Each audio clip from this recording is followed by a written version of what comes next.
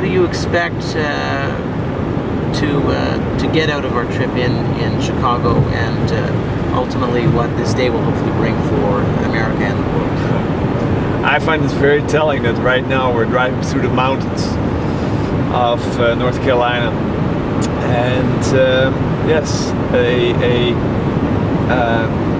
mountainous trip it has been for us and for Barack Obama in the past 21 months, and I sense incredible energy in the air, and then super hunger from people to say we want to see things different.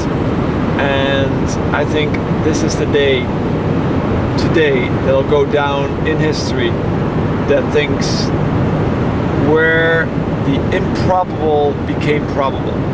Like I saw tonight as I was standing there amongst probably 30,000 people who were from literally all races and all backgrounds and all just woven together through a tapestry of hope, imagination, and optimistic about a better tomorrow. In these dark times for a lot of people. We've seen out in North Carolina, we've spoken to lots of people who lost their job, and then we're saying, you know, for the first time in my life I voted.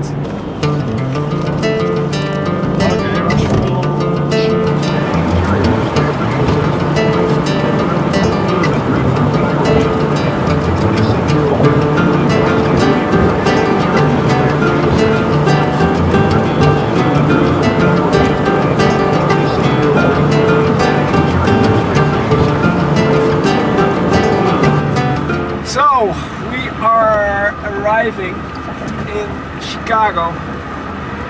It's Windy City. Windy City. It's my kind of town. It's a place where lots of things are created. And one of the pieces that was created was Barack Obama. Here is where he got his first community leadership. It's one of the toughest out here, where he got his community leadership, as Sarah Palin would say. It's nothing to do with real leadership. Well, we're going to see tonight. It has everything to do with real leadership. You know, I know a lot of people who think being a community organizer is a pretty good thing to do. I know in your speech at the end, one of the parts that I liked most was when you called on Americans, if you want to make things better, enlist in the military, teach, help somebody that's hungry. Why would they use that term in that way? I think, Bob, first of all, I meant every word of my speech that people who serve causes greater than themselves are the happiest in the world. And you and I have known some very wealthy people that aren't very happy. And we've known some people who are out there every day helping others who are the happiest. So I admire and respect all public service. Doing work in the community to try to create jobs, to bring people together, to rejuvenate communities that have fallen on hard times, to set up job training programs in areas that had been hard hit when the steel plants closed, that's relevant only in understanding where I'm coming from, who I believe in, who I'm fighting for, and why I'm in this race.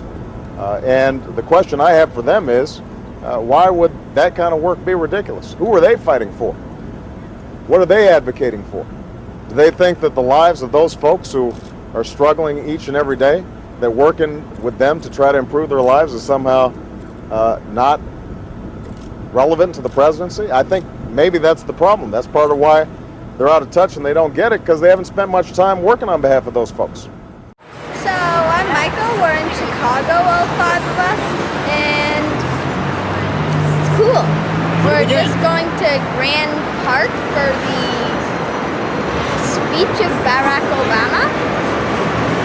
After that, we're going to a bookstore to get me a book.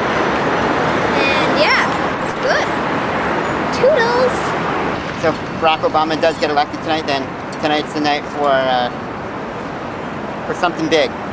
Barack!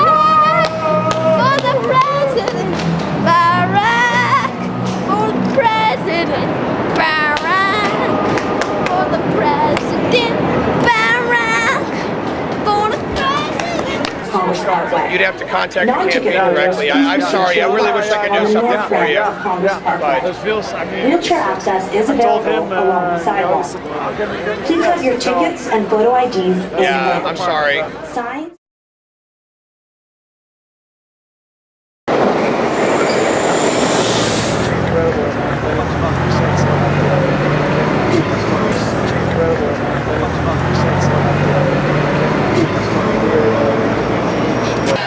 We're kind of disappointed we didn't get in, and so we're here kind of brainstorming on how we're gonna try to do it again. So we're having some sandwiches and some yeah, and we're gonna give it one more go and one more last desperate attempt to try to get into the Obama rally. So let's see how it goes. what happens if it doesn't work? If it doesn't work out, we go to plan E. No matter what happens tonight, we don't look at external stuff to make our life maybe not as good or not as bad or whatever. We just give it our all and our everything. And guess what? Then everything will be beautiful. And we're cool too.